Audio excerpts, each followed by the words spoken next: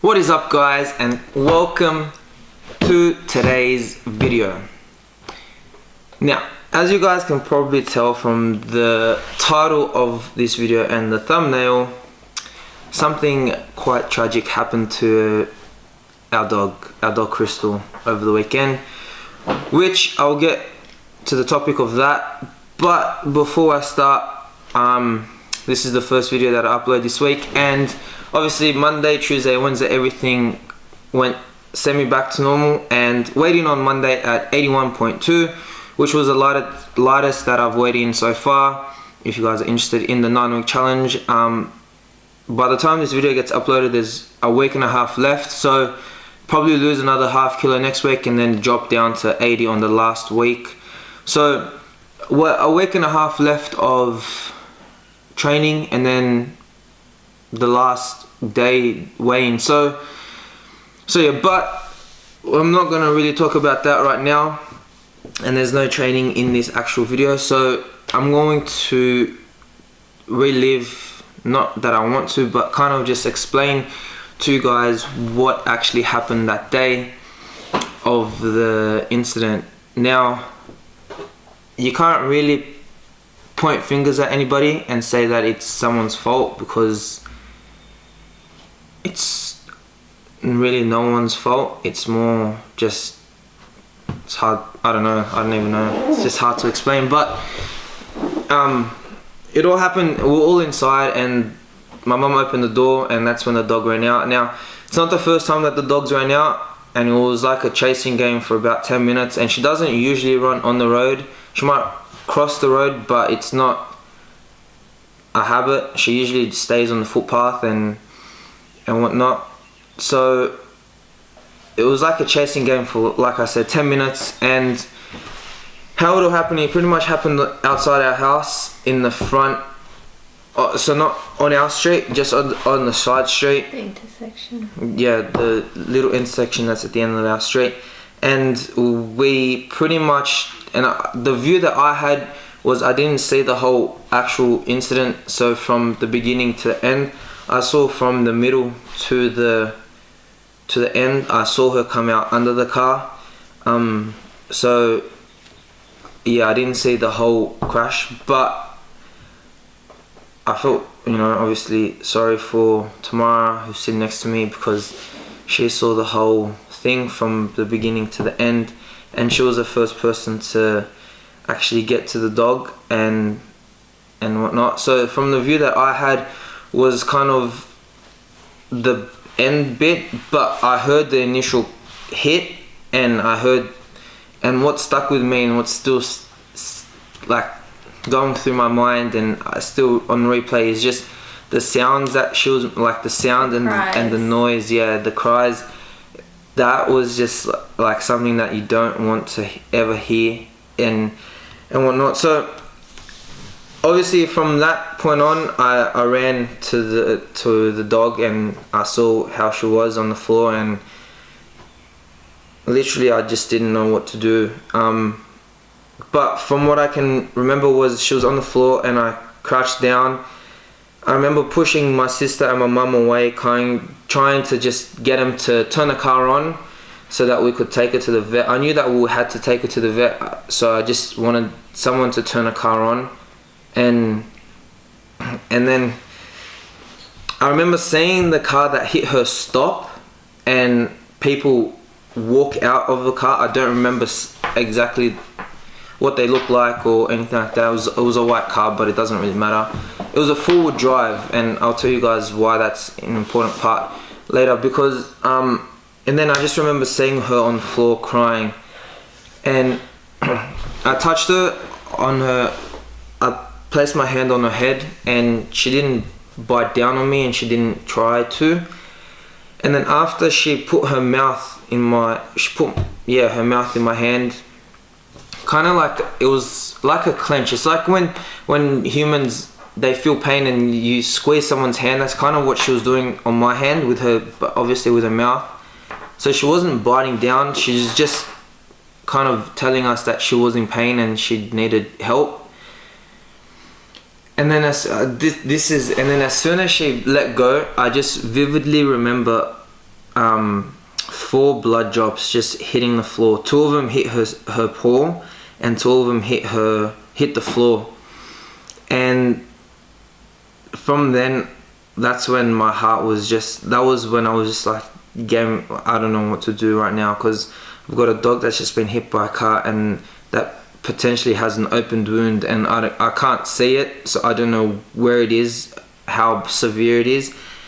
But so then obviously everybody was still amongst her, standing next to her. Had a couple of neighbors come out, and then I went to obviously go pick her up, and as I slid my hand on her back legs. Yeah, back legs. That's when she cried a little bit more, and she went to kind of tell me to notify me that was sore. But I had to just pick her up, held her, and took her to the car. And on that car ride, she was breathing very heavily, and I was trying for the first 5 minutes or so to look for a wound or something like that. And that's where the story gets a little bit, in some ways, a little bit better than, obviously. Because what happened was, before we got into the car, I remember my sister running inside, and she had a cloth around her hand, and I thought that was for the dog. But once I got into the car and I saw that the dog was breathing, I was trying to calm her down, trying to, not move as much, and trying to keep her as still as possible. I noticed that Tamara didn't give me the cloth, and she was holding the cloth around her hand, and then I remember I was like, Tamara, why is the cloth? Why are you still holding the cloth? Or why haven't you given me the cloth? Because the dog's bleeding. And she says that no, it's not the dog's blood. No, I didn't say that. I didn't know if the dog was actually bleeding, because I started like, with all the adrenaline, I didn't really have time to associate the pain with my hand, because I was closer to the scene than Liam was, because I don't know, I was just closer. So like they said, I got few front row view, which wouldn't be the best thing, I think, because I will remember it for the rest of my life. And so I did see her tumble under the car and the initial hit and everything, and I was the first one to get her, because as soon as the car drove off her, I ran to her, and getting there, I didn't know what to do. I was panicking. I just wanted to comfort her, but I believe she was so scared, and how I got there so quickly, she was just in agony and fear. She just wanted to defend herself. She didn't know what she was doing, so she probably wanted to clench on me, but clenched a little bit harder than normal, and so she bit my hand in 4 places. 2 of them are quite bad. These 2 are just little ones, which I can let the ages run to them because they don't have coverage anymore. But when I noticed that she bit me, Liam had gotten there already, and that's probably when he saw the four drops. Yeah, those were the 4. Because I've honestly never bled that much in my life. It was just, I think because of the heat, my heart was accelerated, and your hand being down, and I've got quite big veins, it was just bleeding. It was covered in blood. And so I didn't have time to treat it, nothing. I remember running inside the house, and I bumped past my mum, and I'm like, Mum, look at my hand. But she didn't associate that it was my hand either. She thought it was Crystal's blood. And so I only had time to grab a tea towel, wrap it around to stop it from bleeding. Not from bleeding, just from dirting everywhere else, and just got in the car and drove with Liam. And then, yeah.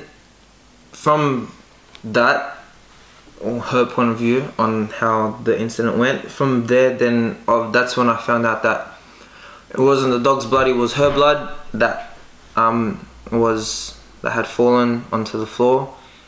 And but at this point, we still didn't know if she was bleeding. We didn't or know, not. but you kind of,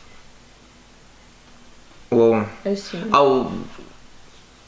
didn't want my sister to get hurt, and I didn't think she got hurt, but I was a lot more relieved to know that it was Tamara's blood rather than Crystal's blood for sure.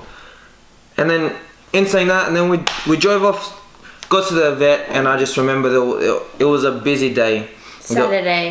There was like 5-6 people there all waiting, and we just walked in, and the guy at the reception was on the phone, and I'm just like, you get off the phone now. And he was like, what's wrong? This dog's been hit by a car. Then, they obviously attended her real quick. So he got off the phone. He's like, I'm gonna have to call you later. Picked her up and said, just wait here, guys, for a moment.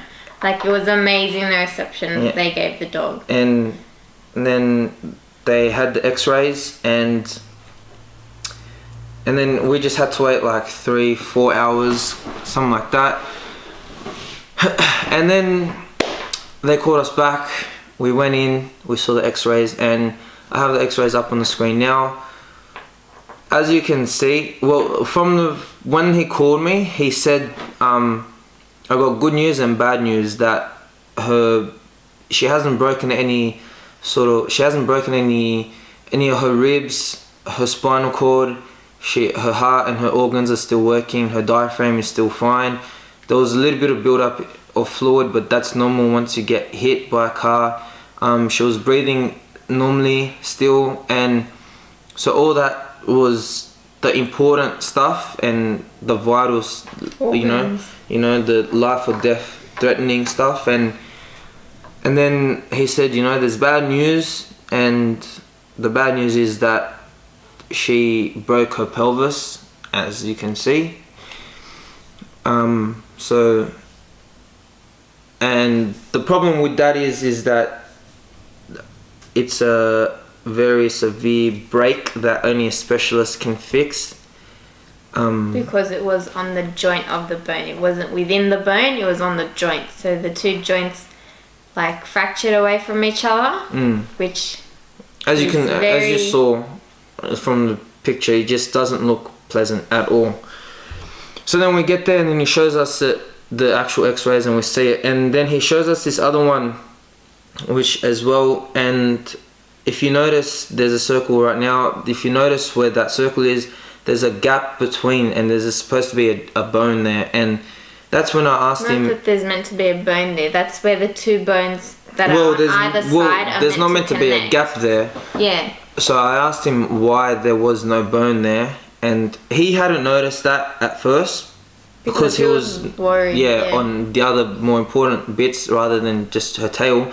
But so what happens was, he said that it was a poor tail, and he said that he was going to do a test on her, and that test was to see if she still had sensation on her tail, and he did that. So he got like a little clamp and clamped her tail, and she didn't feel anything. So the bad news for that was that she had to get her tail amputated, and she did that.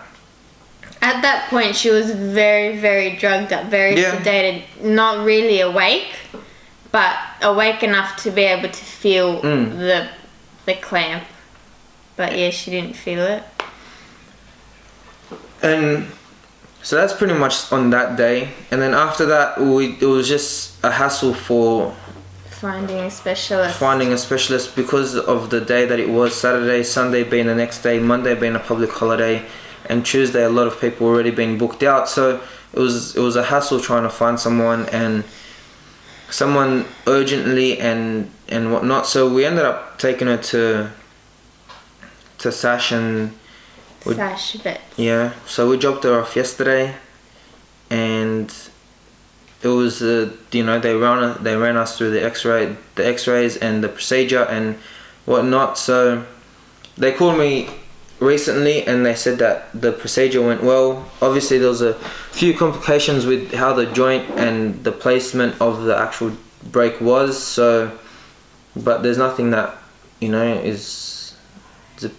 pretty much the procedure's done. So now it's just a waiting game to go pick her up, and the recovery process, which will be long and hard and whatnot, but we'll try and film as much as we can of that and get that on camera and document that, because it's one of those things that you hear these stories and you see them, and You never think it's gonna happen to you. but when it does, it just feels so surreal, and you don't know what to do and whatnot. So, but yeah, but that was us explaining you how it happened. It's hard to, like I said, it's hard to pinpoint it's really no one's fault. It's just how it happened. But for everybody that's worried, she's safe. She was safe. She had the surgery. She went well. I don't know what we look like. I don't know what she looks like with no tail. So that will be, you know, something definitely to look out for. But that was the video. I know it wasn't what my normal videos are, but I'm trying to be as transparent as I possibly can. And in saying that, the main topic is that obviously I wasn't expecting this to happen, and things that I wanted to have done, you know, Saturday, Sunday, Monday, you know, even Tuesday, have been pulled back. So things that should have been ready to go have not been. So because you've got to obviously prioritize on the more important things. So taking care of her was, but you know, there's nothing we can do. She's safe, so all those things will get back to normal. But you know, when something negative and something tragic like this happens, try and look at the positive. I mean, all she really had was a broken pelvis, and a pulled tail, and you know, at least I ran to a dog that was still breathing and alive rather than one that had passed away. So you got to be thankful and whatnot. So like I said, that's gonna be the video. Thank you for watching. I'll keep you updated with what happens with the dog and how she's going and recovery and whatnot. So yeah, thanks for watching. Hope you like it. Make sure you leave a like and subscribe if you're new to the channel.